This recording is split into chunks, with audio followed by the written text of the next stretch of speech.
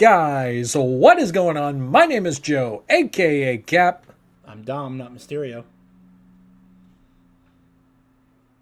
Wow, that was delayed. Sorry. Scott Bash. Oh my god, he's not here. Thank God. Oh my god, he's not. That's right. We don't fired have Francis today. We fired Francis finally. Yeah. Sorry to tell you, folks. Francis is not here. We told him to go sit in the pumpkin patch for the great pumpkin to come out of the ground. But this still is the push. Without Francis. We, gentlemen, we're back. Partially. We're back in a big way. Well, for the most part, Dom is back. He is on the path to recovery. I finally pulled myself away from playing Pokemon Legends ZA long enough for us to do an episode. And Scott, honestly, I think just kind of sits there until we're ready to do an episode. Oh, Scott doesn't. I'm kind of lost because my team. I'm lost. My team's not playing this week. I got nothing to be excited about. Oh, the Bucks are on the bye. So he more or less just he more or less just sits there until we're ready to record an episode. Otherwise, it's actually quite concerning. We're actually like really worried about it. But anyway, I lost interest in Borderlands after I beat it. I always do that for some reason. But anyway, let's just quickly check the notes real quick. A couple of things have been going on in wrestling. Let me just check my notes here, and wow. Okay, so more than a couple of things have been going on in professional wrestling since we took a little brief hiatus. We got plenty to talk about here, and I think let's start it off with probably something I've been noticing a lot as of late. We've been getting quite a few title changes as of late. The gold's been moving. The landscape of professional wrestling, the landscape of specifically WWE has been changing a lot as of late. And to be honest with you, when I look at when I look at some of these new champions, I'm honestly pretty impressed. A couple here and there where I'm kind of scratching my head. Well, one in particular, but we'll talk about that when we get to it. Let's talk about the biggest one. Guys, we have a new United States champion. Yes, sir. A man who is not from the United States at all. I feel like that seems to be a trend with the United States Championship. Is like I feel like majority of the time, the best U.S. champions are ones that aren't from this country. The United States, yeah. It's like what was it? Sami Zayn had it. It's Canadian. Fucking. Who was the last person to hold the U.S. title that was actually an American? Solo, before him. Yeah. So I don't know, but anyway, let's recap everybody for a moment who is not aware. So for the past I want to say 2 months, Sami Zayn has been the United States champion, and you know, he decided, let's take one of the most popular trends that we've seen with the United States Championship, the U.S. Open Challenge. Let's take a page out of John Cena's book and let's reopen that. I give him credit because it has led to some amazing matches from guys like a returning Shinsuke Nakamura, from Aleister Black. Just like some really 5-star matches happening over on SmackDown with him. And this all culminated in about 2 weeks ago in the return of the Mad Dragon, Ilya Dragunov. Yeah, I was honestly very shocked to see Ilya back. I know he was like dealing with some injuries and stuff, so I had no idea him returning was even on the radar at the moment. So I was very excited to see him back, and that match was awesome. I think the incredible thing is, I'm gonna be honest with you. There have been so many injuries in WWE as of late. I forgot who was on the shelf. Dude, honestly, that's the thing. That's the thing about pro wrestling. That, like, it's not like a lot of sports. People fucking get hurt. It's a contact sport. It's not exactly like I feel like there's always like a rotating bench of injuries, which kind of sucks. But Rob, yes, I know we're missing somebody. Francis being a little bitch and didn't want to join us. Yeah, no, listen. But listen, I'm glad to see Ilya back. Ilya was. I really think this guy. Out of a lot of people I've seen come through the WWE in the past few years, I really think Ilya has a bright future ahead of him. This guy, 100%.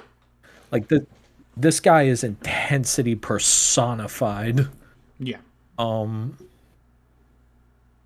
It is, and once again, him and Sammy, 5-star match, absolutely phenomenal match between the two of them, and he ended up winning on his first night back. Ilya Dragunov on his first night wins the United States Championship. Yes, I'm so hyped. I can keep hearing that. I know you have your feelings on Sami Zayn, so why don't you let us know your thoughts on not only the Mad Dragon returning, but beating up your favorite wrestler and taking his title on his first night back. I don't mind Sami. I mean, I don't hate Sami Zayn. It's just I know where he stands. There was a brief moment where I was dislike of him because it was a sign of him getting pushed to the main roster, which I didn't think was a good idea. I was gonna say, you don't like him as a main event star. You like him in the mid card.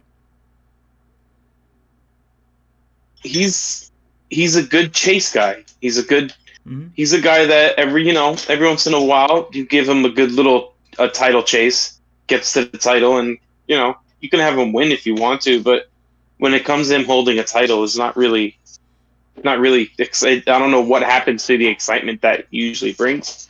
The open challenge is definitely a good idea. I feel like they should integrate more into a weekly title shot for the mid card titles, and while the major card titles, actually do less, maybe a little more than they're doing now, because they're doing a lot less now. Well, I could tell you one thing. I actually really liked the idea of bringing back the U.S. Open Challenge. Same. I really liked that idea. And, Ilya is, much like Sammy, he is a babyface. And not only is he a babyface, he's a tough as shit babyface. Mm-hmm. He's a tough as shit babyface, but he's like the perpetual underdog. It's like every feud they put him in, he's always the underdog. I'm talking about Ilya right now. I'm talking about Sammy. Sorry. No, it's cool. It's cool. So Ilya is what I honestly would like to see, I would almost like to see exactly, and because he's a nut, I would like to see him maybe sort of continue with that open challenge type of thing, because you're the guy. You are the personification of intensity. You are a man that feels no pain. I love Ilya Dragunov. I didn't really know much of him in NXT, but when he came to the main roster on that, I believe it was the tournament. Yeah. Oh my God! Just the way I need to see pay more attention to his mic skills. But when it comes to in the ring, oh my God! Like, it's just, I mean, Sami Zayn really knows how to work with people, but then when you bring the intensity and just the excitement from that wrestler and you combined it with someone who's experienced, it's like, oh my God, that match, oh my God, the end, especially the ending, some people didn't know what was happening at that moment. like once he hit the ropes, they were like, "Oh my god, is he actually gonna win this?" And I'm so happy he did because he got injured at the worst time. I feel like they were pushing him already for a mid card title, and I want to see him continue this. I'm really interested in him. Well, they definitely were. Dom's right. They definitely were. And that's almost why I think it's actually a good thing that he won on his first night back. Had he lost to Sammy on his return, you kind of lose a lot when it comes to him at that point, I feel. So I honestly think that it was critical. It was critical for Ilya to win that title in the fashion that he did.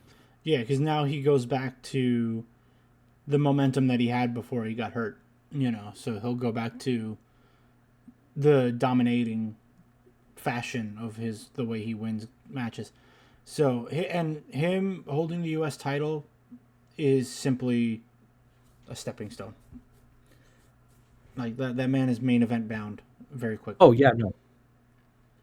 It's only a matter of time before he's challenging for the World Heavyweight Championship.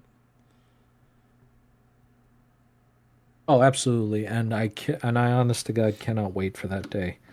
But anyway, we move now from a title change that, after examining it, makes sense. We move to, in my opinion, kind of a weirder one. So, over on Monday Night Raw, a couple of weeks ago, we had a tag team championship match between Finn Balor and JD McDonough of the Judgment Day, defending becoming, them being the 27-time tag team champion at this point. They got as many tag team titles as like the Yankees have World Series or something like that. Who does? I can't remember who won the titles. No, it was Judgment Day. They don't have that many titles. The New Day still has the most. Dude, I'm making a joke. Oh. Dude, sorry. Making a joke. Sorry, I was confused. I was like, the New Day has the most, and they only have like 14 or 15. Dude. I understood the joke. I just didn't know who won. Who beat them? I totally forgot. Really? All right. Well, it was meant to be a funny joke, and then Dom had me explain the joke, so now it's dead. So well, that just shows how it wasn't. There funny. we go. Thanks, Dom. It wasn't funny because the Yankees bought half their fucking. Oh God. Ooh. That's why there needs to be a salary cap in baseball. Don't even try it. Don't even try it. Don't even try it. Don't even try it. Wait, are you mad because our money goes somewhere? Yes. Where'd your money take you? Yes, I'm salty. Where'd your money take you, buddy? The Mets paid for a great team, and they did nothing with it. And how'd that go for you?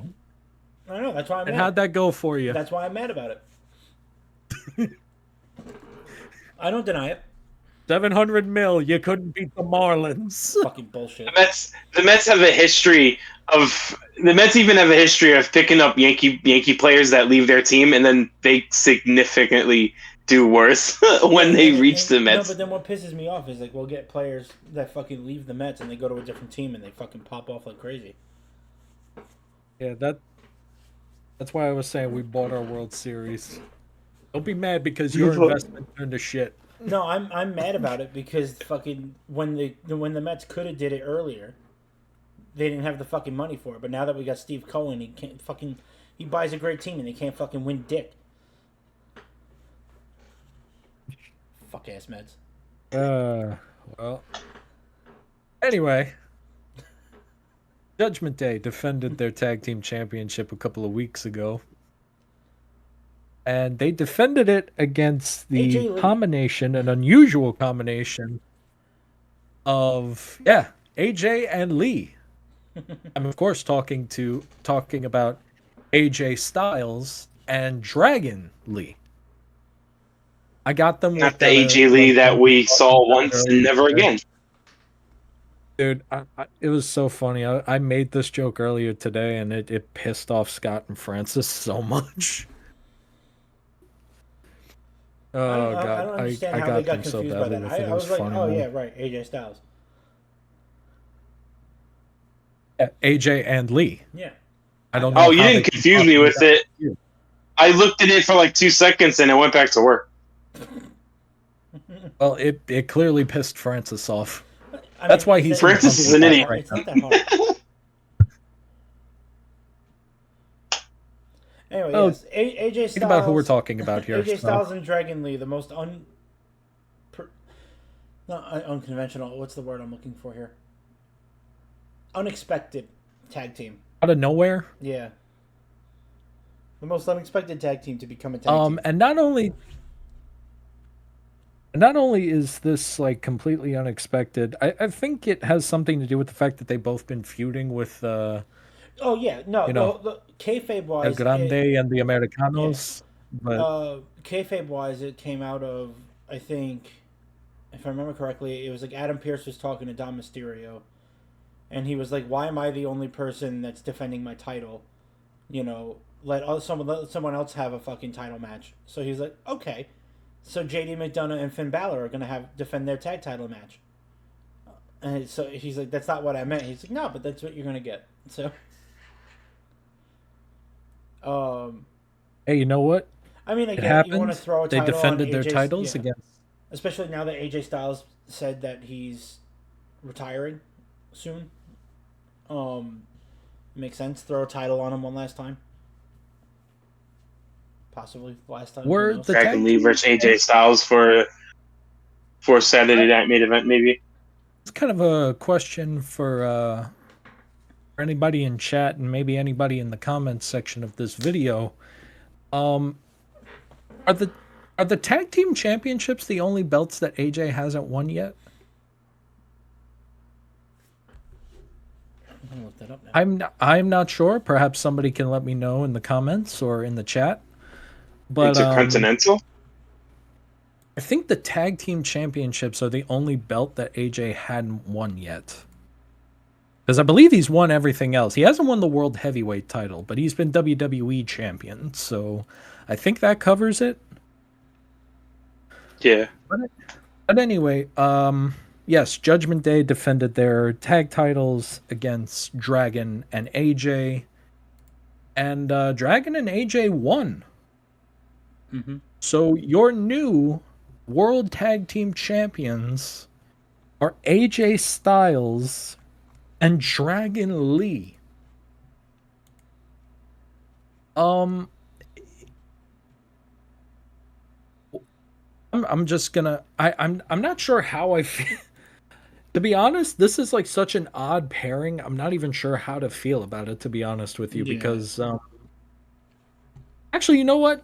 Scott, let me ask you this question because I remember you being on this podcast saying you kind of enjoy these like mishmash of single wrestlers coming together to form a tag team. Think back to like, examples of like Kane and the Big Show and stuff like that. So how are you feeling about the Phenomenal Dragons? It's a step in the right direction. You definitely need to do that with more of your wrestlers because there is a bunch of wrestlers that aren't seeing TV time. And even if that TV time is just part of reaching a tag team titles, that should be perfectly fine. You get to see them, you're doing something. It's not like you're just going to sit back there, because I think that's what upsets them the most is not winning a title. It's just being able to go out there and entertain the masses. And you'll be able to get a bigger tag division. You'll be able to put more into it and have more matches. Maybe bring back some old style matches that you can't really do now because you don't have the number of tag teams. So it's just unfortunate that it can't really last because AJ's gone in a year.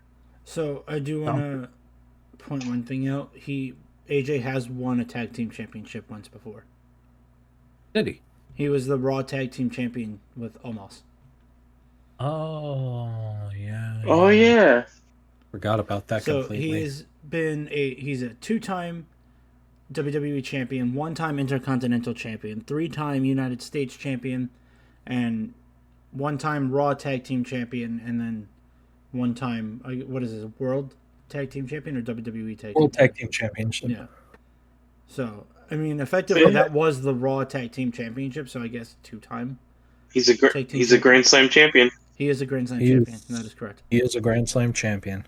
So, Dom, how you feeling about the Phenomenal Dragon pairing? I'm actually going to start pushing that to be their name, by the way. Yeah, that's a cool name.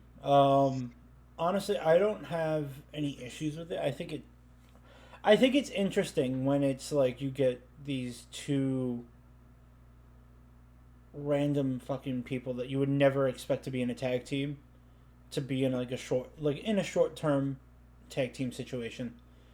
That's fine. It's like my thing is that I always disagreed with Scott is I didn't like pulling established tag teams apart in a draft to then slap them with somebody else. Like, that's like taking the Dudleys and the Hardys and saying, oh, Matt Hardy and Devon Dudley are on Raw, and then Bubba Ray and Jeff Hardy are on SmackDown, and they're going to be two new tag teams. Like, what? Like that makes... Oh, no, not that part. But not that part. Yeah. The beginning part, yeah, splitting them up. Sometimes you have to split them up. Certain ones, you don't do it to a lot, but at least like once every draft, you split one up. And it's like if you do a temporary split, it's whatever. But I don't know. I like this for what it is. It's it's going to be temporary. As soon as they lose those titles, they're done being a tag team. I just don't know. I don't like how they do the draft now because they put into thought of TV time. They didn't do that before. You just split up the numbers, and if you didn't get drafted with your tag partner, that was it. You had to find out what to do on your own, and that's what I really wanted. But yeah, because hopefully we don't have to do that now. again. In the draft, tag teams are drafted as one person, but that's whatever. But here's the thing: I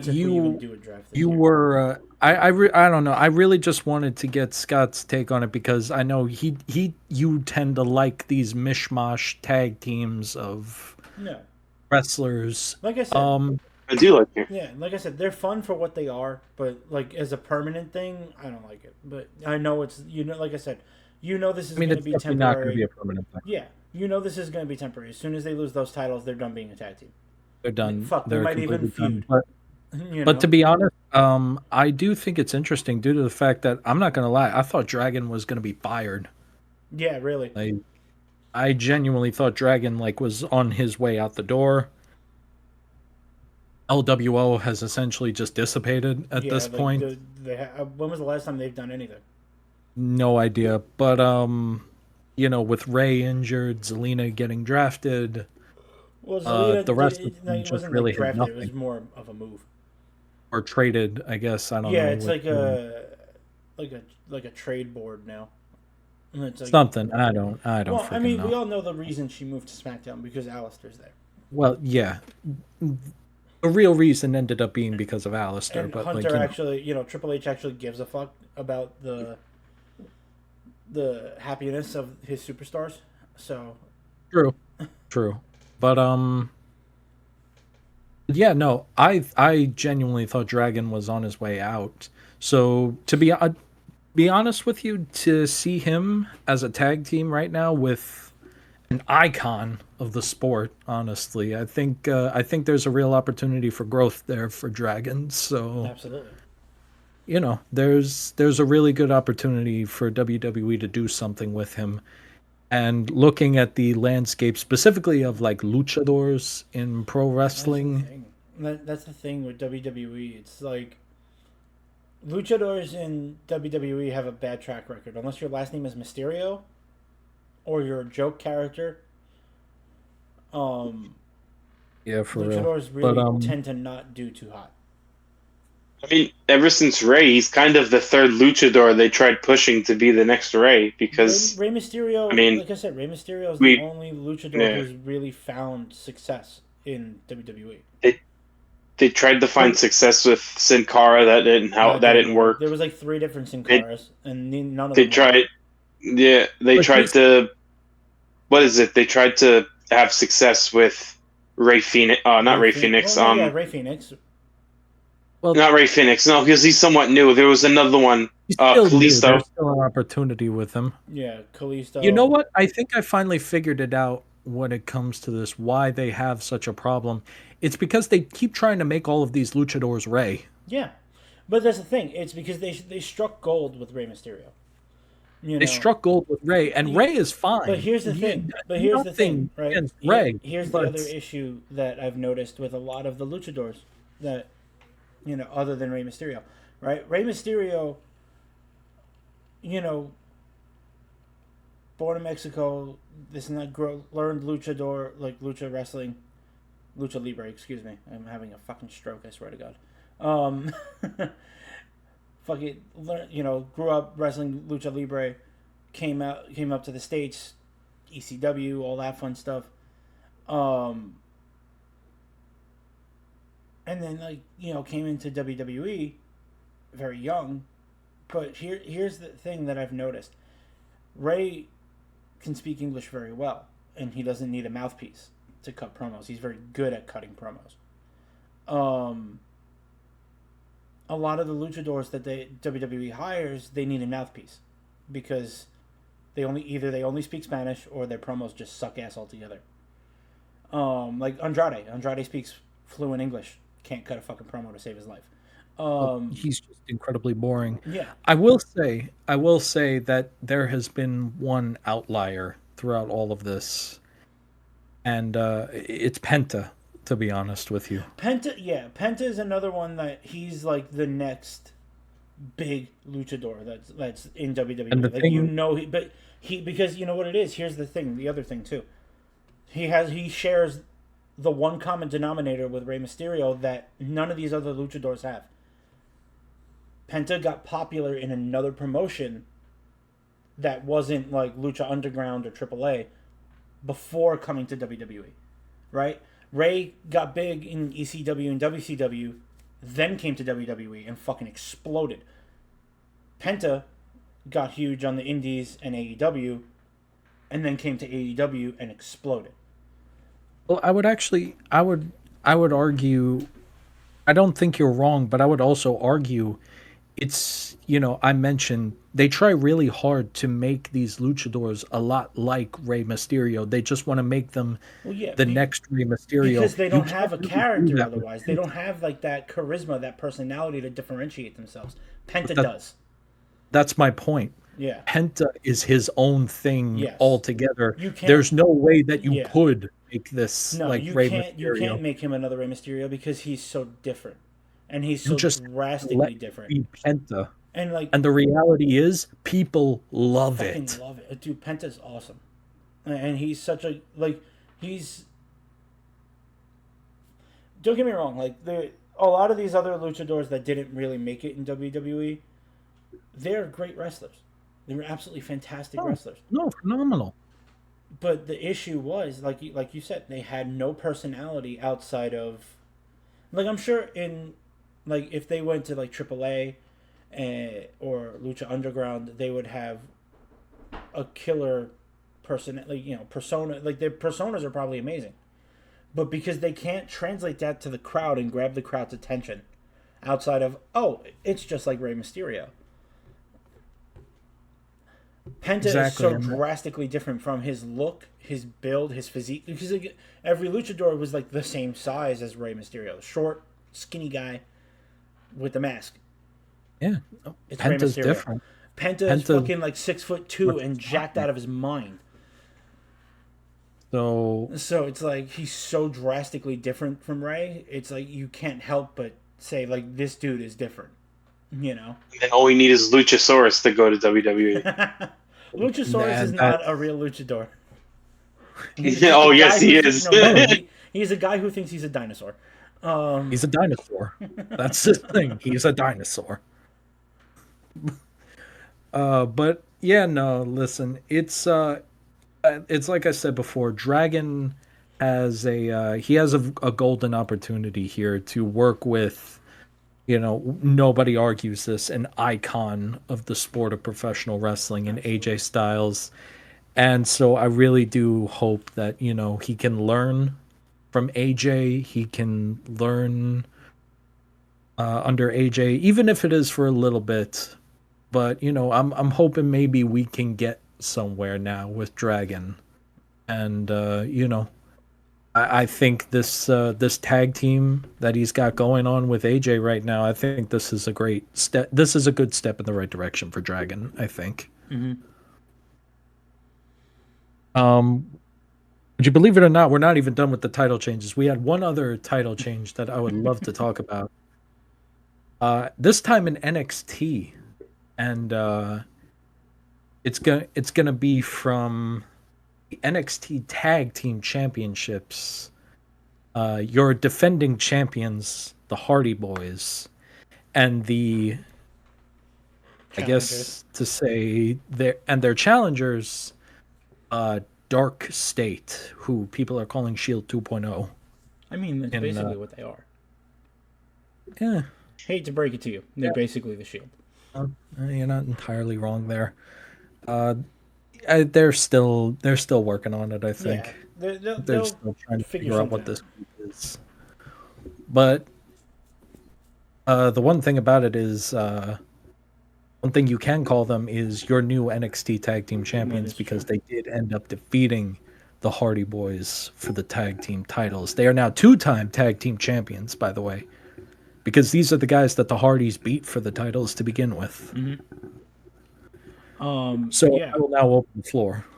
One thing that I did want to mention with this match, because I unfortunately didn't get to watch the match itself. I mainly just saw the opening, like the intros and like maybe the first like minute or two of the match.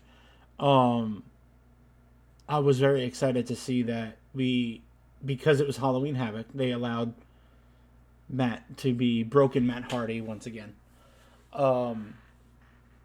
But the interesting thing that I saw was Jeff came to the ring, with his typical face paint that he's been doing in the past since like forever.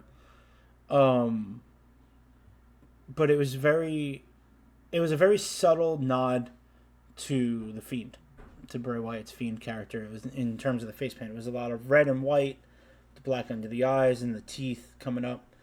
But what the dead giveaway for me with the Bray Wyatt tribute was when they got in the ring, they did the Deleter of Worlds pose. So, Matt standing tall doing delete, and then Jeff filling the spot of Bray on his knees in front of Matt doing with his arms out, facing the camera and everything, and that was exactly what Bray would do. So I was like, oh, that's really cool. I thought that was a nice little nod to Bray Wyatt, because I remember, the Deleter of Worlds was such a weird, talk about fucking hodgepodge random ass tag teams, was not one you would ever expected, but I had so much fun with it. So it was very interesting to see them throw a little nod to them that way.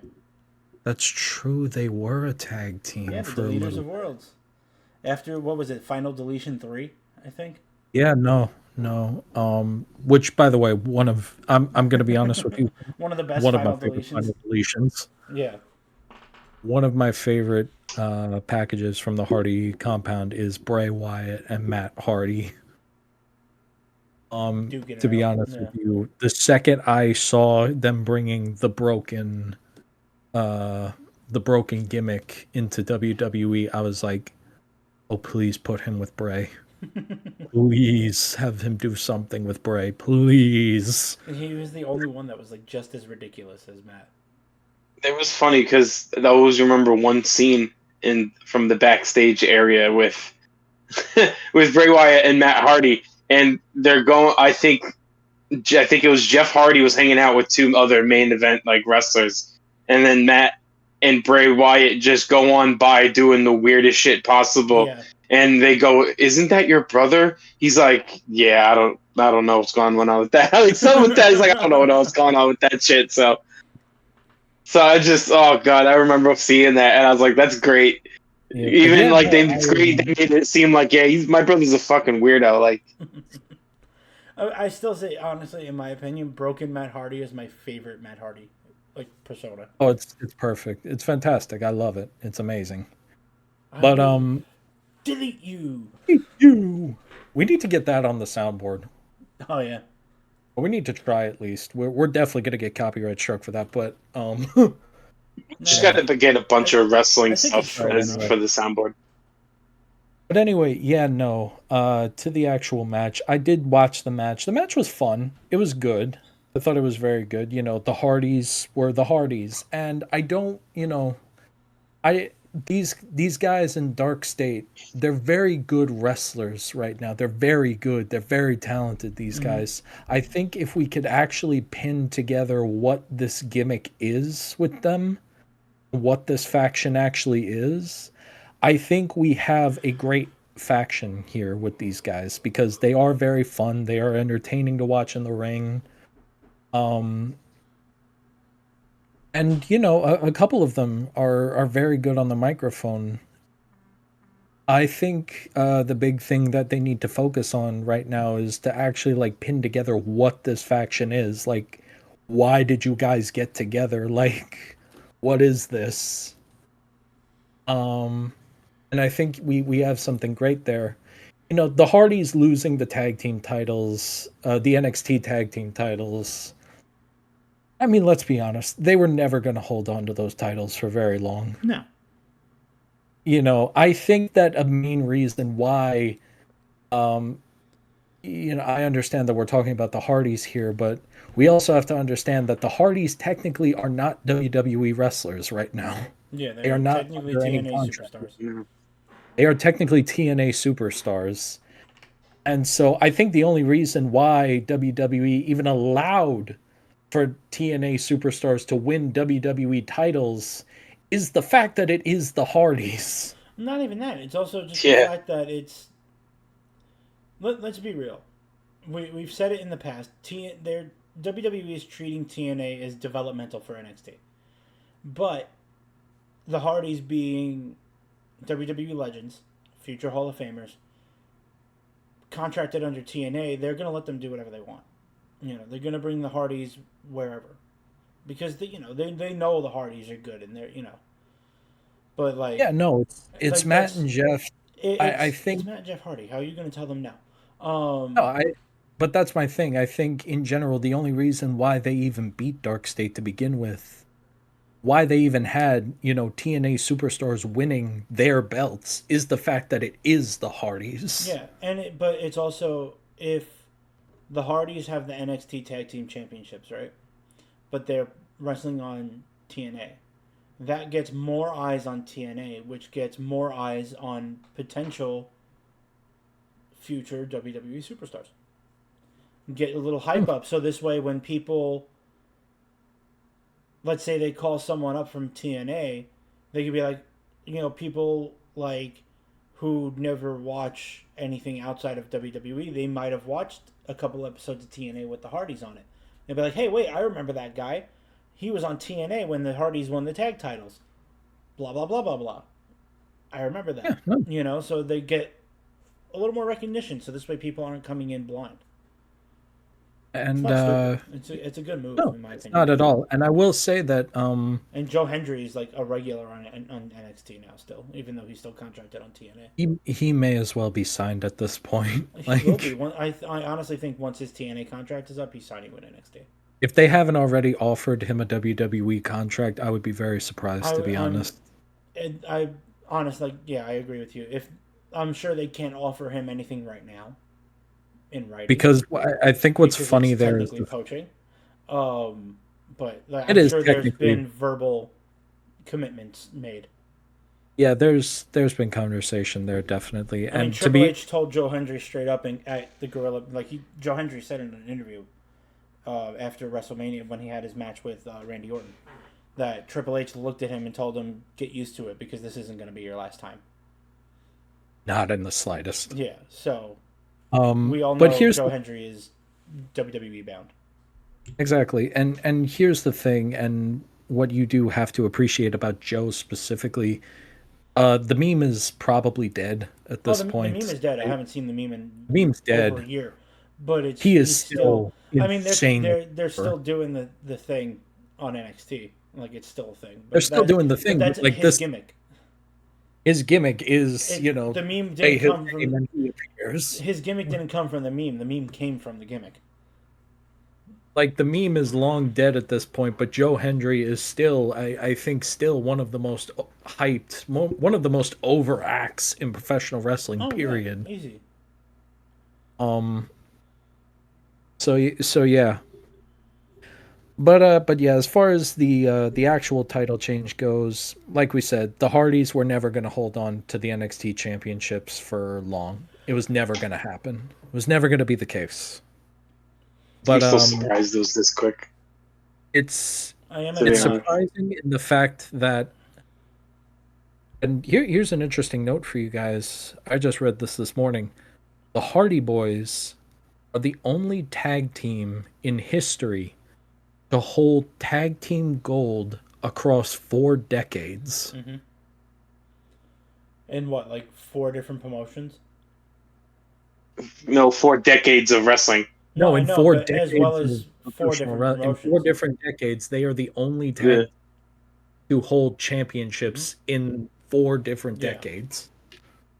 No, I know, but I'm saying I'm also just adding to it because then they've held titles. What, WWE, TNA, Ring of Honor at one point? Yes, no, or am I making that up? I believe so. Yeah. Because they said they won every tag title. They won everything. They've won every tag title except AEW at this point, I feel like. They don't count. Yeah, no, I don't think they won anything in AEW. No, because they've never been to AEW. Well, I'm sure they'll be going back at some point because they want those too. They just want belts at this point. But yeah, no. So overall, very interesting to see the landscape shake up. And we might be seeing more shakeups happening this weekend. Because, gentlemen, we have an event this weekend. A main event happening on Saturday night. Live from fucking idiot. I don't know where. I don't know where it is. I think it's in Salt Lake. So live from Salt Lake City, Utah. It's Saturday night. Main event. Yes. We do have the card here, so I do want to.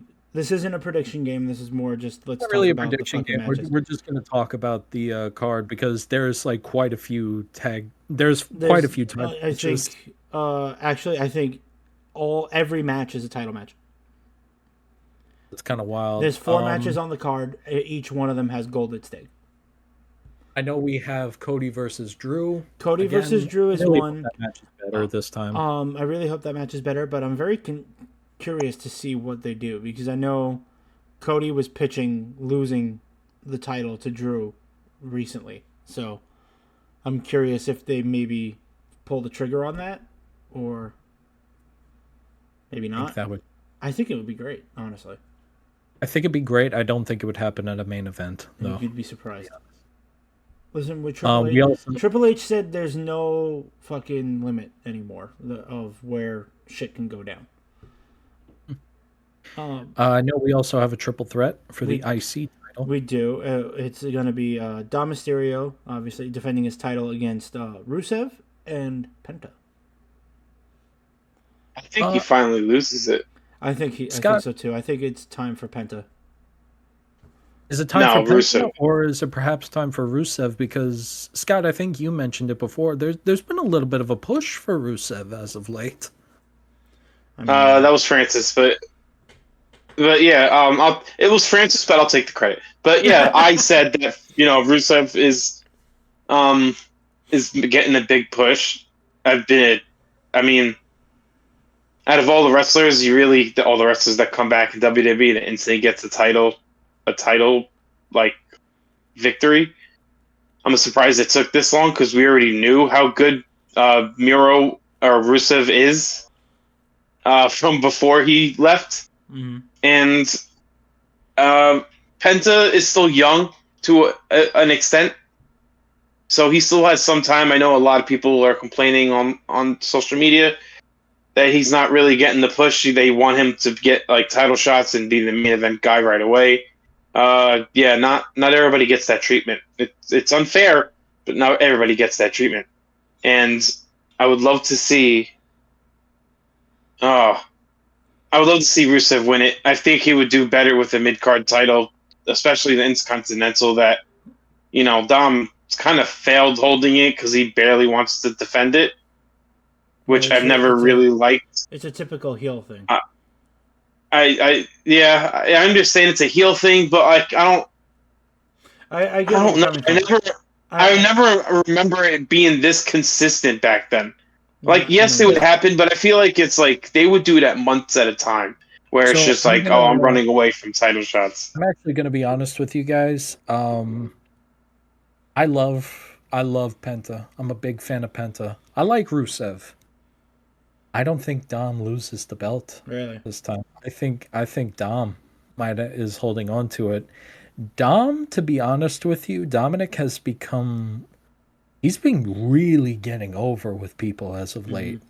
Like to the point where they're almost treating him like a baby face, and he's 100% not. Yeah, that's the thing. He's getting like he's getting over as a heel, which is interesting. It's very hard to do. You want to know what's funny? He's almost. We've made the joke a couple of times here. No, he's about very much like Eddie. It's to the point. It's getting to the point. It's really starting to give Eddie vibes. No, it is, and I know that's what he's going for. Because it only makes sense. Like, why else would you grow a mullet and a mustache if you're not trying to emulate Eddie Guerrero? And it makes sense for him, at least. No, it makes perfect sense. Because he always had a history with Eddie Guerrero. It's like that's what it always bothers me. Is like there's so many wrestlers that are like my hero Eddie Guerrero, and they try to like emulate him, and I'm like, okay, yeah, that's fine and everything, but at least Dom has a fucking valid reason. That is his father. That is his fucking father. He's actually succeeding in emulating him because everybody else's emulation of him is let me take the Three Amigos and put it in my moveset. Or the shimmy. Here's also the thing. It's really getting hard to like avoid these allegations here. It's so funny to me. Really starting to look a lot like Eddie. A little. Dude, it's reaching dangerous territories here. And the funny thing is, it's like I've seen an interview that Ray did. I want to say a fucked up joke so bad. I think Rey Mysterio did an interview with, I want to say, Chris Van Vliet. I feel like. Hold on, Cap. I'm sorry. I need to clear my mind of that thought. Oh, you asshole! In all fairness, I have the tag up that says this is possible. Yes, I know you got the tag. All right. Anyway, talk about it. I want to say it was Chris Van Vliet that Ray did an interview with. I could be wrong, but it sounds right. But he did. Apparently, him and his wife do joke all the time. Like that shit. Like they'll be watching Dom's match, like some of his matches, and like Ray's wife will like lean over to him and she'll be like, "Maybe I did sleep with Eddie one time." I mean. It's kind of getting hard to ignore here. Exactly, and like he looks like him. It's scary, but like if Dom shaves and like cuts his hair short, he looks exactly like Rey Mysterio, just tall. He does. And if it wasn't for the fact that I'm blanking on Ray's wife's name, Angie. I think. If it wasn't for the fact that Angie is tall as fuck, I would be very confused. Is she tall or is she tall compared to Ray? She's tall for a woman. But also tall compared to Ray. So it's like... and Aaliyah is also tall. His sister. Well, how tall is Ray? Ray's like 5'3", right? He's like 5'4", I think. Dom's like almost 6 feet tall. I think Angie might be around 6 feet. No, Angie's not 6 feet tall. She's like... I think she's like 5'8", 5'9". There's a good distance. No, because you know why? Because she's always wearing heels when you see her. Yeah, true. She's not wearing heels. She's a little closer to Ray's height, but she's still taller than Ray. That's not good job, Ray. Yeah, some guys are into that. But Dom, the dude, I mean, he could pull off. If they would have fucking went with Eddie Guerrero is actually his father. If they would have fucking if they turn around tomorrow and they did a storyline where Dom goes to fucking Rey Mysterio and be like, I did the blood work, I did blah blah blah, like they get fucking like Ray, one of Eddie's like actual kids or something, because I think Eddie's youngest daughter is wrestling now. I think she was trying last time I heard. I know his oldest was wrestling in NXT under a different name, didn't use the Guerrero name, but she's since retired. She just didn't. I think it was like something that she wasn't going anywhere, and then she got hurt, and she retired. But his youngest is like trying to break in now, and like get into it. I believe she is. So I think it would be really funny if they get Vicky back or something, because I know she's over on AEW. If they get Vicky Guerrero back to do a storyline, and be like, oh, we found like some of Eddie's something, and they were able to do a DNA test, and Dom's really Eddie's son. I think I would fucking, you'd be like, damn, this would be a great fucking storyline. Like, that is the craziest callback in the history, right? Especially, I mean, this is why I wish fucking Eddie was still alive, because if he was still alive, they would be fucking eating this shit up. Because they'd be like, we gotta run the story back. Like, look at this kid; he looks just like him. And the problem is, at this point, Dominic is a full-grown man at this point, so we can really see. And when, again, it probably has a lot to do with the hair. It's the hairstyle, the mustache, But, like I said, when Dom first came in and he had the fucking buzz cut and clean shave, he looked like Ray. He looked like, you ever see Ray without the mask? He looks like an egg. He looks like Ray with a clean shaven, short hair. He looks like Ray with hair. That's Eddie's kid. With the power mullet and the mustache. He looks. If it looks like a duck and quacks like a duck, viva la raza. That's Eddie's kid. Here's the thing. I don't believe that. I believe that he's Ray's son, but I believe he's also Eddie's son. I think they figured out some weird science. All right, we're crossing some weird territory. No, they had to have figured out some weird science that they were able to connect both their DNA to make a wrestling prodigy. Okay, Oingo Boingo's weird science just plays in the background. Wait. No, hold on. Wait, no. We're 3.5 hours away from Halloween. We're 3.5 hours away from Halloween. It's possible. Hold on, I have the science behind it. Guys, hold on. I'm going to explain some science here. Just hold on for a second. It's such a weird territory right now. Rey Mysterio, it has been known that there could be twins. Ray and Eddie both got it on with Angie around the same time period.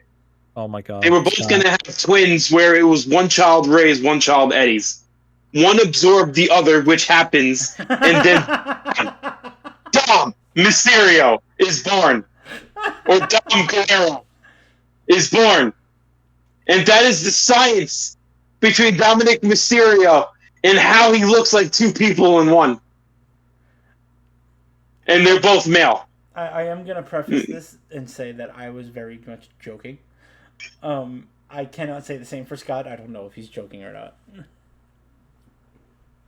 I think we broke Cap. The science is there, Cap. Come back. It's the science of all things. You're just upset because I somewhat made sense, except for maybe a little part that probably is definitely wrong, but most of it makes sense. Anyway.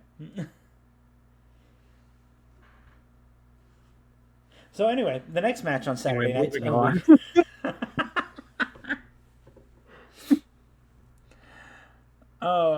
Let's wait for Scott to join back up. There he is. Okay, triple threat match. The triple threat match. I think either way, whoever wins that match, it's gonna be great. It's gonna be a great match. The next match that is on here that I think I hate to say that I kind of don't give a fuck about is Tiffany Stratton versus Jade Cargill. I feel like we've done this match a lot recently. Put the belt on Jade. Just give Jade the belt at this point. Like no, let her. Tiffany Stratton needs to keep it and put this going. She is a beast. No, as much as I want Tiffany to I would prefer Tiffany to hold the title because I think Tiffany's the better wrestler here because I think Jade still needs some work because Jade unfortunately has a bad habit of people getting hurt in her matches. Especially Tiffany. Tiffany's been hurt like 3 times by her. Okay, so I understand what you're saying. Here's my problem though. If Jade loses a second time to Tiffany, we're essentially back at ground zero here with her. Well, yeah, but then she could just challenge later, or she can win Money in the Bank or Royal Rumble or something. I don't know. It's one of those things that it's like kind of a double-edged sword, and it's like I agree. If you're gonna eventually put the belt on Jade, just give it to her now. Just do it. Just pull the fucking trigger. Stop pussyfooting around. Just give her the belt. If we're not gonna give her the belt, stop giving her title matches. Because she doesn't look good. No, it doesn't look good that she keeps losing the big one. Yeah, and it's just rough. We're gonna start calling her. We're gonna start calling her Jade Uso at this point. So before I give my opinion on this, I know what happened, Cap. Francis, I dedicate that Eddie Ray mutant child story to you, because I know you'd say something like that. That was for you. That's what it was. Francis possessed Scott for a minute. That was for you, because it just flew through my mind for a second. In the middle of the cemetery or whatever we said.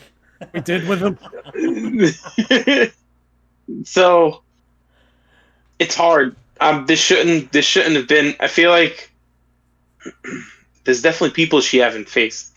There's definitely more people you could have put in her path before Jade Cargill.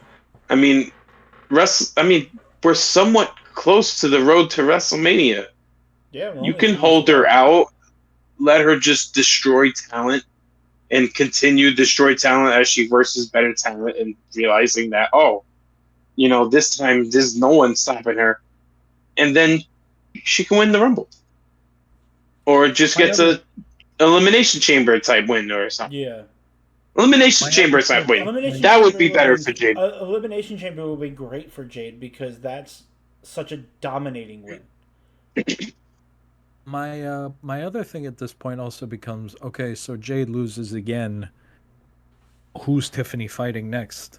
That's the other side of the coin here. Is I agree that's another thing. We're gonna start being like, hey, what's Kiana James doing right now?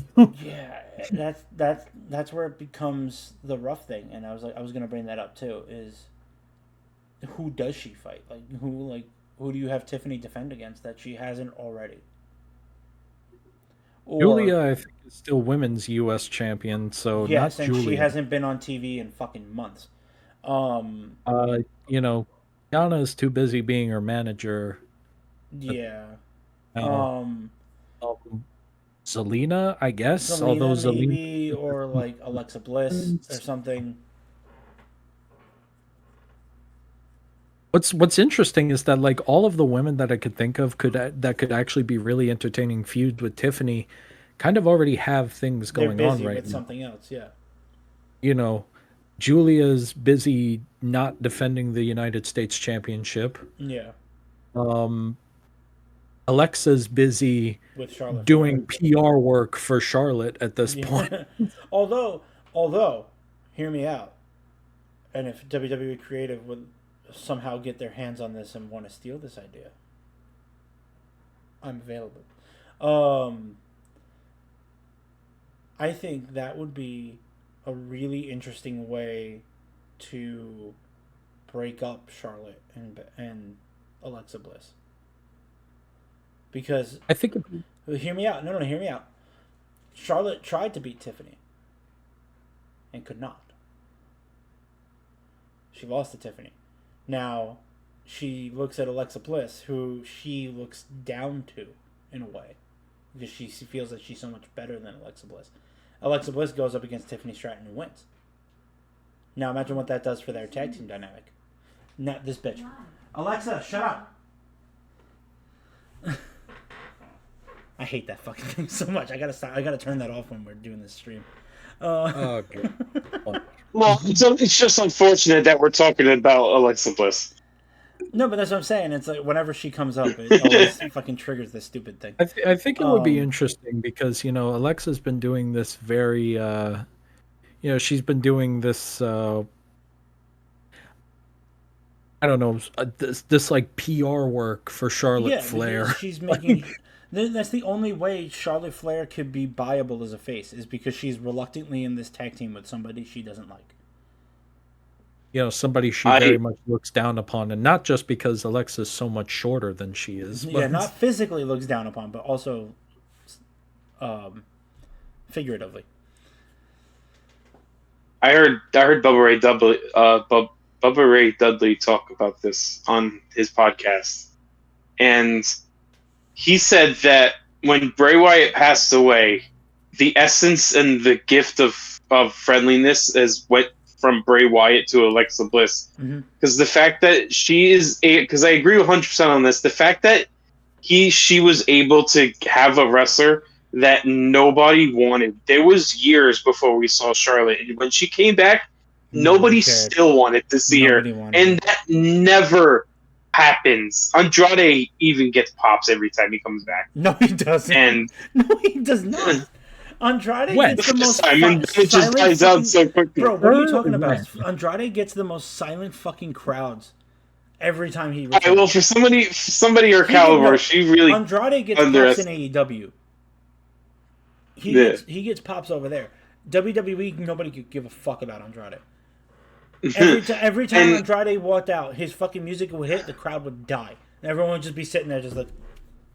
And what was crazy was I really thought that Best of 7 with Carmelo was going to do something for them. Yeah, okay. And it just did absolutely nothing. Dude, it went absolutely nowhere for both of them. The dude can't fucking...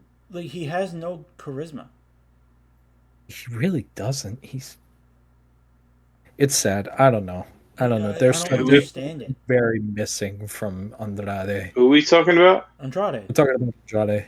You know what I think would be an interesting thing? You know, much like Dom, WWE, feel free to take this, but you know, I'll be sending you my phone number and contact information. My resume. So,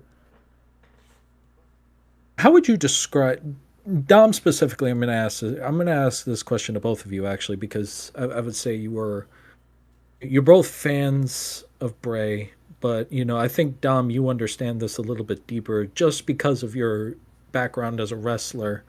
How would you describe like I don't want to say good side of Bray Wyatt, but like kind of like that the Mr. Rogers side of him? Mr. Rogers side of Bray. What do you mean? How would I describe it? Like, that? In what way? Almost like if I had to describe it to somebody who never watched wrestling. Would you almost describe it as like the good in Bray? So the whole thing. I mean, kayfabe wise, it was like a whole Dr. Jekyll and Mr. Hyde situation. Where you had Bray Wyatt, who was the Dr. Jekyll, and the Fiend, who was Mr. Hyde. And it was like two sides of the same coin kind of situation. It's like, hey, this is the good side, this is the bad side. But in terms of like where like creativity, like it was 100%. It was, and this is just from what I've heard from interviews, other situations of people talking about Bray. The Bray Wyatt that we saw in the vest and the ponytail, and you know the Mr. Rogers character, that was just Bray being Bray. Like, you know, it was a little goofier and like turned up, but that's just how he was. Like, I don't know. I think backstage he was 100% like that guy. Like, he was very friendly. He was always there to give advice and positive. Like, he was a very positive person. He was always very, very happy, very funny. He was always the one to make people laugh. The amount of people that he would like, people coming up from NXT, he would be the only one sitting there watching their match when they would come back from Gorilla. He'd be like, "Hey, that match was great. You need to work on this, this, and this. You know, he was always there to give people advice. That's why he had such good relationships with everybody, because he would watch every match and he would critique everybody and like tell them, hey, you did great, fix this, etc.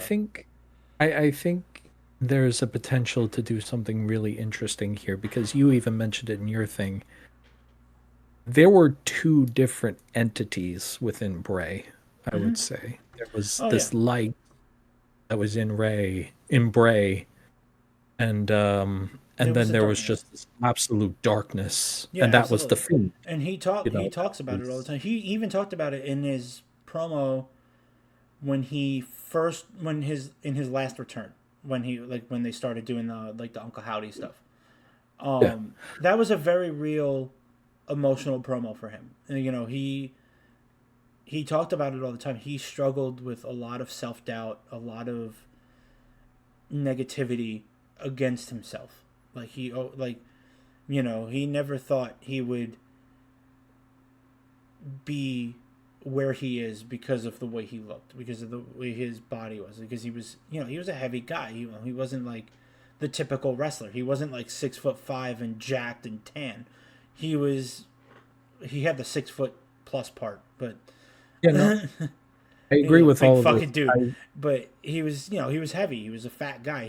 Vince gave him when he was in NXT, he had that whole Huskus thing, Husky Harry. I think what I'm trying to say here is, the Fiend was his insecurities. Yeah. To maybe do some. I think you have the potential to do something interesting here, specifically with Alexa, and maybe in particular with Bo right now, in the fact that those two sides perhaps, like, I don't want to say transferred or anything like that. I get what you're going for. They very much Alexa could absorb more of the light of Bray. They very much could do a.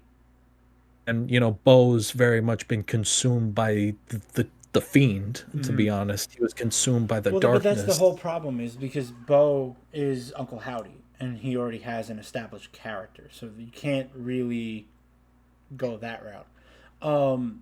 Because I know, and I'm gonna be honest, because they went with the you got to remember, they went with the Wyatt Six. There is still only 5 members.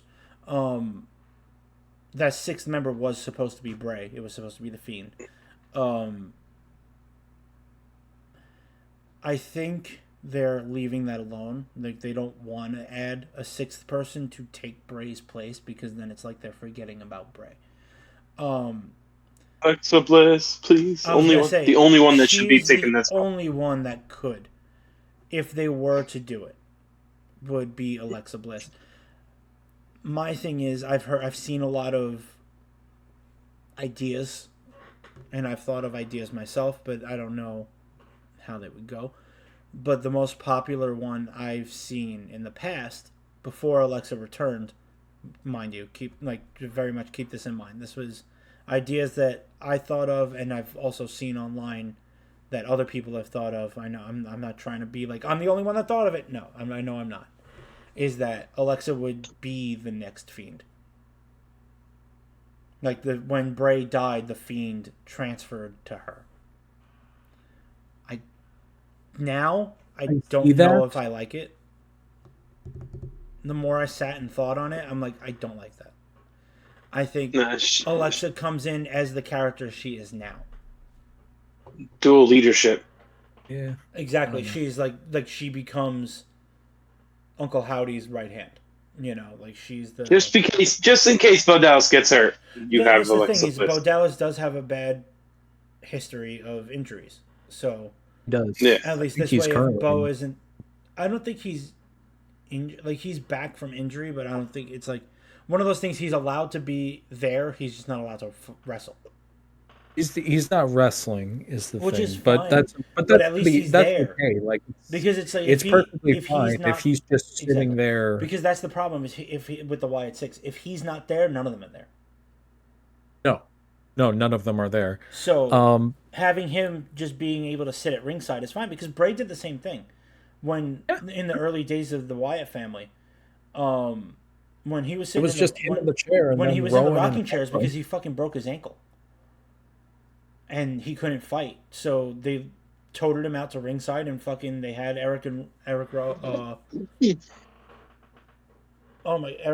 Rowan and Harper. Luke Yeah, Harper do do the fighting for him, which you have that now with Joe Gacy and Gacy and Loomis. Dexter Loomis. I'm having such a bad thing with names Then today. in some cases, still Rowan. But Rowan is like the he's not wrestling. He's just there as like the muscle. I think he's just, to be honest, I think he's just there to make it look cooler I on the honestly think ring. and I think he's perfectly fine with that. They'll be wrestling. Well, he'll definitely be wrestling soon because of the feud they're about to Yeah. run They're about into. to wrestle MFT, so yeah, we need Rowan. we need and, everybody. But that's the whole thing. I think a lot of this has to do. I mean, I think with Rowan, a lot of it is, he's a big guy. He's Yes. huge. Guys his size, that height, that when they get over like that 6'7", 6'8" mark, they don't tend to have a long career in wrestling. Other than like Big Show. Big Show was an anomaly. But like fucking Even Strowman had like Braun, a pretty long Braun career. Strowman had a long career compared to a lot of other giants, A lot of guys his size, he had a very long career, But I that's would what I'm say. saying. So I think Eric, there was one thing that was told to me when I first started wrestling, and it's very obvious once you like hear it and you attach that to the way you watch wrestling. Everybody has, think of it like a card. Everybody has a card that's your bump card. You only get so many, right? Don't waste them. That's why like you see these guys like Daniel Bryan. He wasted a lot of bumps because he did reckless shit and had a short career because of it. Granted, he got a lot of it fixed and was able to come back, but not the same way. And then he gets completely owned in a promo with The Miz. That's besides the point. But my point being is, I feel like he's very aware that he doesn't have a lot left in the tank, and he's trying to preserve it. So it's like, I don't believe we're gonna see a lot of matches where Eric Rowan is a legal competitor. I think we're gonna get a lot of these, what we're getting now, where he's just at ringside and he does a couple spots, and then every now and then we'll maybe get like a match like where we're gonna get against the MFTs, so he'll step in and he'll actually have like the big focus very clearly within the Wyatt Six are Loomis and Loomis, yeah.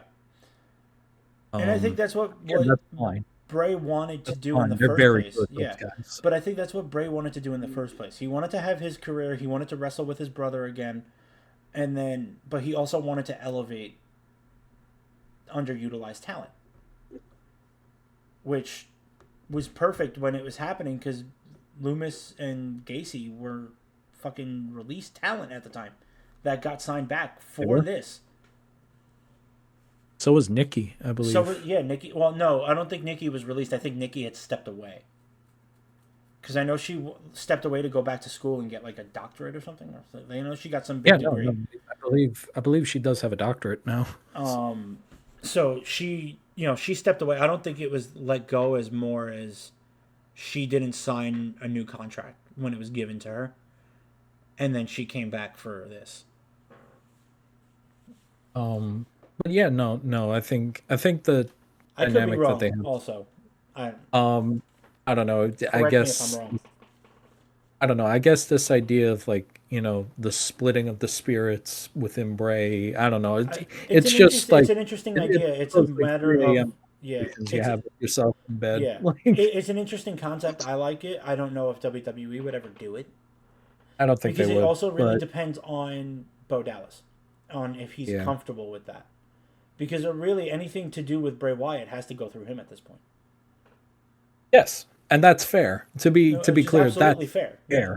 That's reasonable. Because that's his brother. He He's the one that's working in the WWE. He's the one. He should get final say over what gets done with Bray's legacy. Yeah, no, there's no problem with that whatsoever. As well as JoJo, you know. But I don't know. I think it'd just be interesting, and WWE,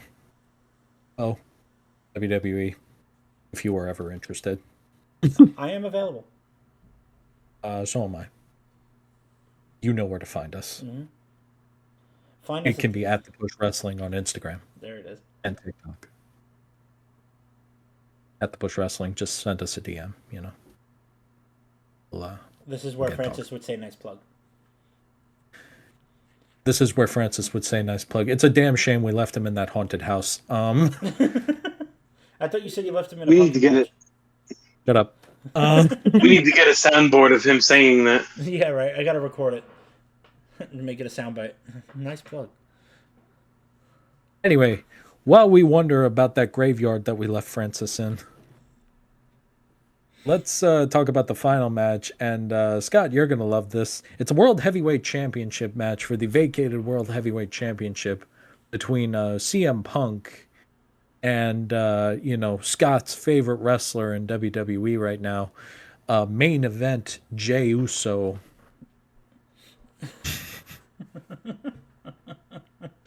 That's just so fucking stupid. So Scott, you're dressed up as Jey Uso for Halloween. If we're going to be right? perfectly honest here, I don't see him beating. I would be genuinely shocked if CM Punk does not walk out heavyweight champion tomorrow. Oh, Saturday night. I don't know what day it is anymore. I mean, at this point, if oh my god, Jey Uso can't win, it's going to just be terrible. It's not going to do anything. No, it wouldn't make sense to have Jey win over CM Punk, in my opinion. Jimmy heel turn coming. I think that I think that would be kind of, if they wanted to go that route and turn Jimmy heel, I think it would be interesting if they have him do that in the middle of the match, like have Jimmy even come if out to the they've ring been like and act like he's Jey about to help. Yeah, they've been hinting Jey turning heel again, but I don't know if they're going to do it. I think they're going to swerve everybody and have Jimmy turn on Jey. I think the problem is, and we've said it before, is the fact that we said it the week that you missed that I was running the stream on that one. Mm-hmm. It feels like a real rinse repeat right now, what we're doing with Jey. Yeah, and I remember, I think I said it on the last week that I was on as well, was if it doesn't make sense to split them up again. We just got them back as a tag team. Well, that's why it also doesn't I'm going to make have Jey turning into a little Roman again. Yeah, I want to make a proposal to Dom. Mm-hmm. But if Jimmy betrays Jey, you're still wearing the never-ending story button back. Fine. Because this will literally be a storyline continuing from the bloodline. No, yes. If Jimmy how about this? We'll put that button on the soundboard when you finally do your TikTok in the Jey Uso. If Jimmy turns on Jey, I will put the never-ending story button back. But yeah, no, I don't see him beating CM Punk. No. The only other outcome I see is Braun and Braun, the Bronze, just causing a double disqualification. I can't imagine WWE would do that with a vacant title. They might. You said it before. Nothing is off the table. I meant in terms of title changes, not just fucking leaving a title completely open. Not having a champion? Yeah. I think I wouldn't be shocked if the Bronze show up and interfere. I don't see them. I don't see them causing an issue that would cause a disqualification. Or I could see him even maybe tomorrow night at SmackDown. Something. Actually, no. Oh no, they're Raw superstars. I don't know. I think it's interesting, this idea of. I mean, listen. I could see maybe like Paul Heyman like weaseling one of them into the match and making it a triple threat. I mean, listen, I think Which I would be we're okay with. I would be running on okay with. unmarked territory as it is right now. Yeah. This was never supposed to happen. No, this wasn't supposed to happen. This only Again, happened because Seth got hurt. this whole thing, him being betrayed by the Vision at all, was never supposed to happen. Not Yeah. happen yet. It wasn't supposed to happen yet. It only it only happened because he got hurt. So they sped things. We are up. running on such random territory at this point. Why not just let them break up the title match? Why not just let the title be vacant for a little while? Survivor Series is only like 2 weeks away. Yeah. At this point. Are you telling me you can't handle 2 more weeks of no champion? I don't know.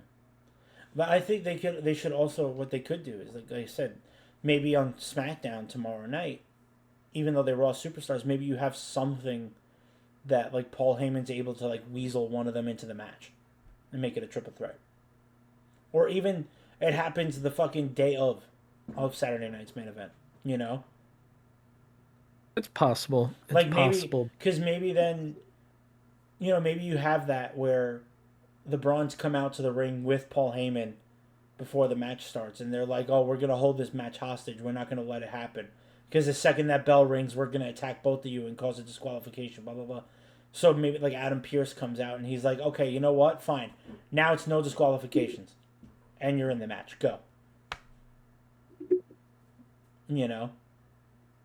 I don't know, man. I think it's an interesting scenario we're in, and I think that this idea of, you know, the Brawns holding the World Heavyweight Championship hostage almost. I think that's what gets them in the match, and then Braun Breaker can win the title. I think because I'm not gonna lie, I did see a couple of photos after they had betrayed Seth. I did see a couple of photos of Braun with that belt on his shoulder. Oh, he looks good, bro. It looks good on him.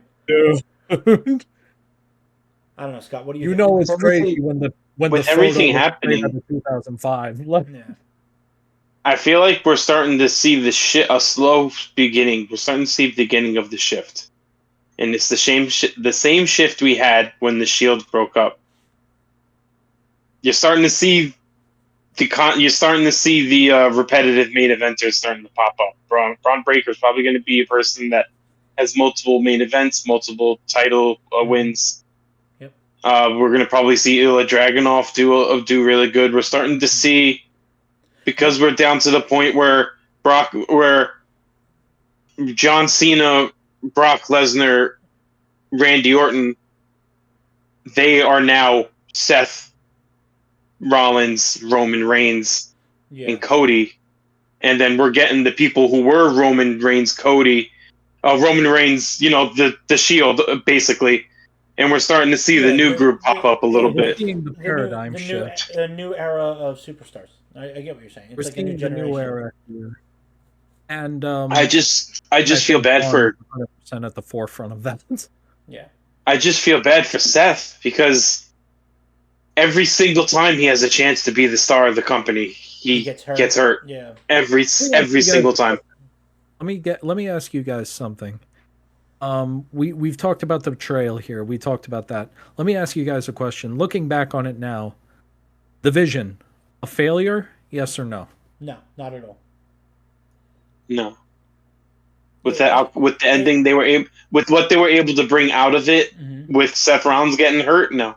It did no. Honestly, the Vision did exactly what it was meant to do. It elevated Braun Breaker and Bronson Reed into the main event seamlessly. It kind of made them scarier. Exactly, but that's what because it was supposed to do. I felt like, but that was the point. Because I felt like Seth somewhat held them back a bit from going off. Now there's nobody stopping. Now they're off the leash.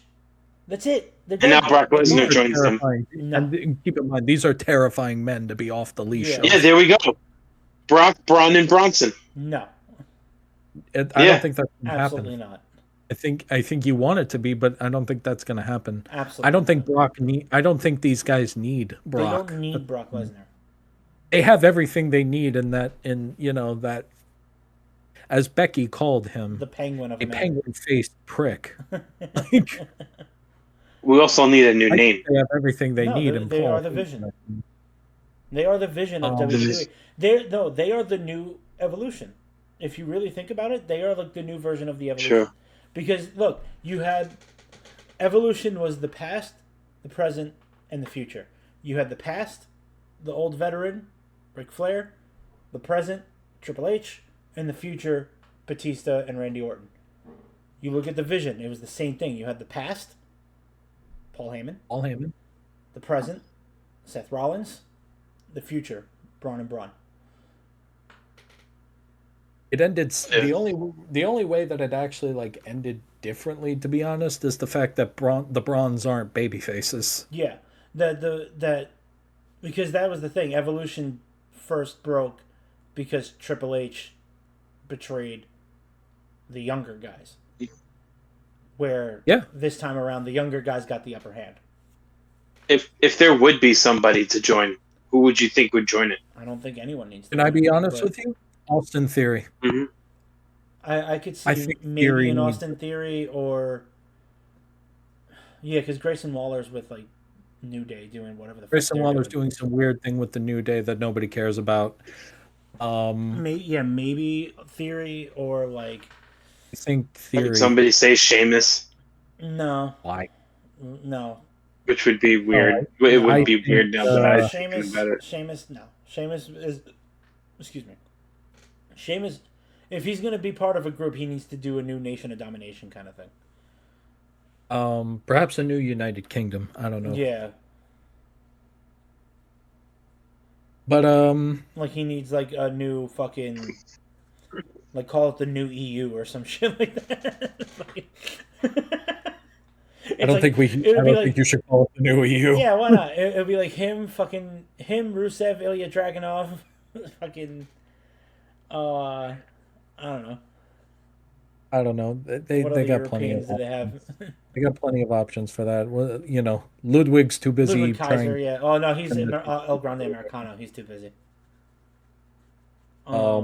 Also, there's 3 of him for some reason. Yeah.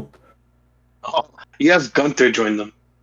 Oh fuck, that would actually be kind of cool. Ooh, that would actually be kind of nice. Sheamus and Sheamus Gunther. and Gunther running a new fucking like League of Nations. That would be sick. That would be interesting. That would be interesting. That would be. But cool. anyway, no, I don't think that the vision failed or anything not at like all. that. I would I think say it did exactly say, what it was intended to do. I would say I wish they got more wins. I as a wish, group. yeah, I wish they were able to stick around a little longer. I wish we would have kept this longer, and I wish that they would have gotten more wins, to be honest. Because I feel like in the beginning, they should have been tag team champions at some point. They should have been, Like, just I a think little they, more I confidence. think because Seth got hurt, really kind of put a hitch in the plans.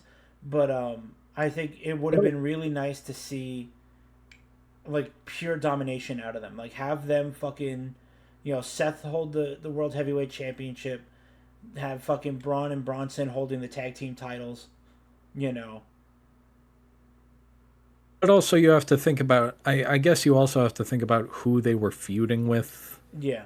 At the time, because right out of WrestleMania, these guys are feuding with like Roman Reigns and CM Punk, Jey Uso, and they're feuding with the top guys. Yeah, they like had no right time to go after other titles. They don't really have time to set up that dominance because you are like just You have jumping them straight into beating the the fire. shit out of fucking main event superstars. Yeah. You got Bronson Reed taking Roman's shoes. The tribal thief. That was great. I love that. The Shula Fala. My God. I will forever love Paul Heyman for shit like that. Like he's Man. so good on the mic, coming up with this stupid shit. Because that was all him. Yeah, no. Oh, no, it was 100% him. And the fact that the identity of the tribal thief Yeah. stuff. It's like, oh my God. But Oh God, the genius of Paul Heyman. uh, But no, I don't think that it failed. I think that this is going to be one of those factions that it's going to take time for us to realize just how successful this was. I don't know my about you, thing. but I think it did. Like I said, I think it did exactly what it was meant to do. It was very successful. I just wish we got more of it. I just That's my I only understand wish. why it's just a disappointment to me that it ended so quickly. Yeah. Again, it's And I as simple. understand why it had It's to, as but simple like as the fact of, because then if you would have replaced Seth Rollins with somebody else, like a different veteran, then you run the risk of just becoming the next Judgment Day. yes. Because then Yeah, it's no, I exactly agree what with they that. did. They got Finn, they kicked out Edge. You know what I mean? It doesn't. You don't No, want to I do that again. understand. So I I understand what think, you're saying. Yeah. like, yeah, like I said, I just wish we could have got more of the vision with Seth Rollins and then have them break up. But obviously, like they say, It was an oh shit this ain't button. ballet. Needed People pressed. get hurt, shit changes. Yeah, no. The card is subject to change. The card is subject to change, and we're already that's why I say I almost don't mind this idea of like, letting the Bronze break up the world title match. Yeah. We're already in such like unknown waters Mm-hmm. with this like world heavyweight championship picture right now. Realistically, these four people aren't even the only people that are involved in this. LA Knight is still desperately, Yeah. desperately trying to get that. I think And it makes me so mad that they will not just pull the trigger on LA because despite the year and a half of trying to bury this man, he's still he's over as still fuck. so Yeah. over with people, and that is nothing but a credit to LA My Knight. only problem with LA Yeah, It's Knight never no, I gonna read happen. I read the TikTok comments, No, Scott, no, but no. you know what? Yeah. It's it's not Here's gonna as happen. much as I would love LA Knight to be the world heavyweight champion, I think he is doomed, in my opinion, only because his persona, his character is very one dimensional. He gets a I title, think that's nothing only because changes. he's a babyface It's right gonna now. be exactly the same. There's no like, like a lot of personas, they get titles, they change. The personas change a little bit and they become more confident. They do this and that, blah blah blah. There's nowhere for LA Knight's character to go if he gets the title. So it's just gonna be the So same exact character with a belt. I disagree. I think he gets that belt and you turn him heel. Really. I think LA Knight as a heel is one of the best heels I've seen. I saw that run of Eli Drake in TNA. It was so good, man. It was so good. You saw it too. You know what I'm talking LA about. Oh no, I know exactly what L you're talking about, but I feel like he's too over with the crowd. You can be over and buddy, this is the WWE. You can be over and a heel. That's true. Like Who knows? That's why you um I creative can see feels like him they can't even calling write him as a heel. I can see him calling Madison Square Garden a bunch of dummies and everyone just losing their shit over See, it. that's the problem. I don't know if they will fucking do the dummy thing like they did in TNA. Like he Why references it, wouldn't you? yeah, but it's not like he's not gonna bring back the dummy button. Like that's done. I don't I think they could. I don't think there'd be that much of a problem with that. I don't know. I don't know. no. Guys, let us know I in the think comments what I you think he think. completely fails if he gets championship. I feel like that ship has sailed a long time ago. Listen, I don't, Scott, the reality I don't see it Scott, happening. the thing here is that for the past year and a half they've tried to bury this guy. I'm not going to say that. They haven't tried to bury him. I don't think they've actually gone out of their way to bury him, but they They're not haven't been like putting him actively over. trying to bury him, but they're not trying to build him up. They're not putting him over. They're not pushing him in that way. And usually I think they were hoping that like maybe if we just keep having him lose, maybe Maybe he people goes will away. like Yeah. start to No. go, maybe he'll start to go away. And the problem is he only gets louder after he loses. It's the thing. He refuses to be buried. He's like the only guy I've ever seen that just refuses to be buried. Yeah.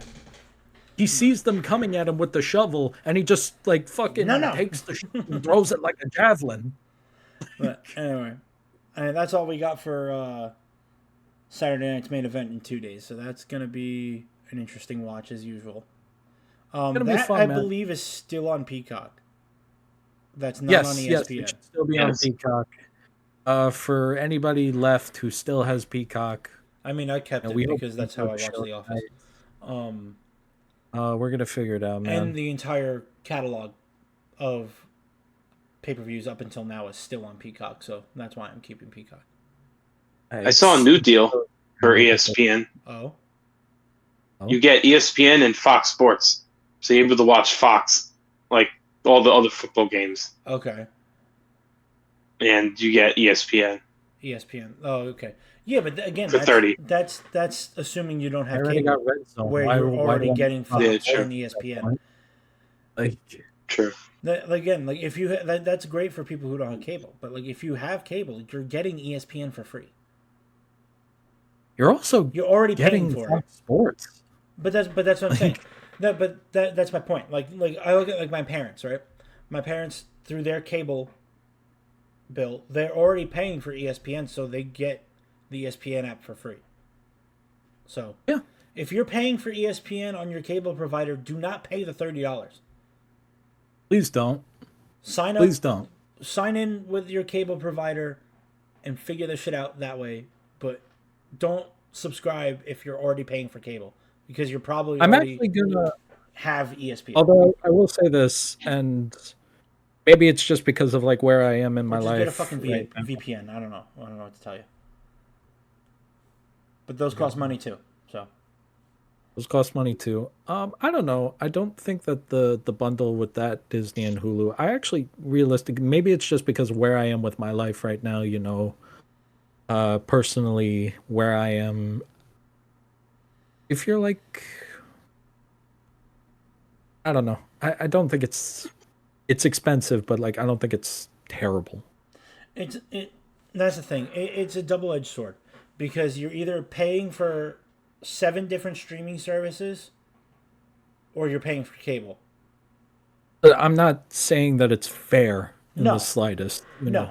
but it's basically it all shakes out to the same fucking deal anyway, because between It all the does. streaming services and what you're paying for, you're basically paying for cable anyway.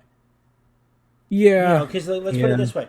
Let's put it this way, especially if you want live TV, right? You do YouTube premium, like the YouTube TV, whatever, or Hulu with the live TV add-on. That's already like $80 a month. Most Hey, basic listen, cable packages start at that price. And listen, the best thing I can say is for everybody to make the best decision for themselves. Exactly. That's what I'm Don't going to say. just throw your money Look away at just your because. look at your situation and make the best situation for yourself. I'm speaking personally when I say this.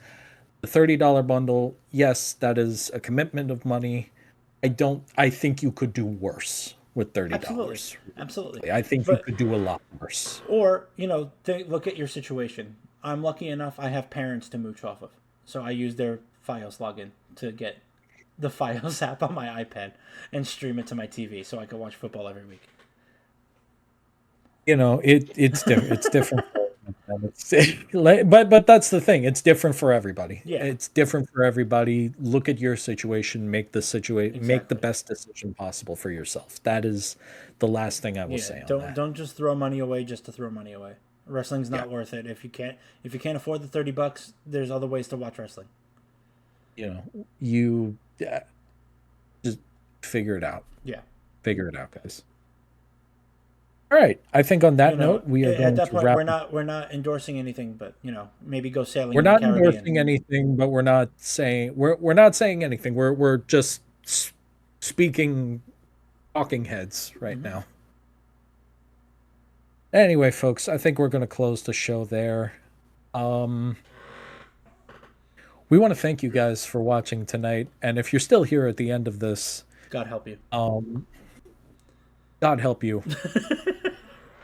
But also while you're here, but also while God helps you, maybe he helps you hit that follow button here on Twitch so you can check us out weekly. And maybe he also tells you to click the subscribe button on YouTube as well, where the VODs will start appearing again. I apologize for that. I had a lot of stuff going on personally, but the videos are going to start showing up on YouTube. I promise. I'm speaking to, not only the audience, I'm speaking to these guys as well, and I'm speaking to myself as well to start getting my ass in gear as far as editing videos and getting videos up on YouTube Bro, you again. got a full-time job. Shut the fuck up. You're allowed to. Like I said, just talking to everybody right now. Talking to everybody. Also, before we go, I would also like to. We have to start cropping some of our takes in here onto like YouTube Shorts and stuff. Yes. Some of our really good takes. Yeah, that's something. We'll save that for off the stream. We'll save that for off the show things. But the one thing I do want to add. But anyway, if I you do want to add hear one thing before we go. Sorry, because what's popping? Tomorrow is Halloween.